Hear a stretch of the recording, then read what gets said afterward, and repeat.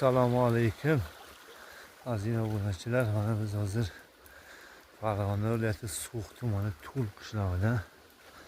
Mana ozgina dalalarimiz bor. Shu yerlarda mana sekin-sekin ketyapmiz.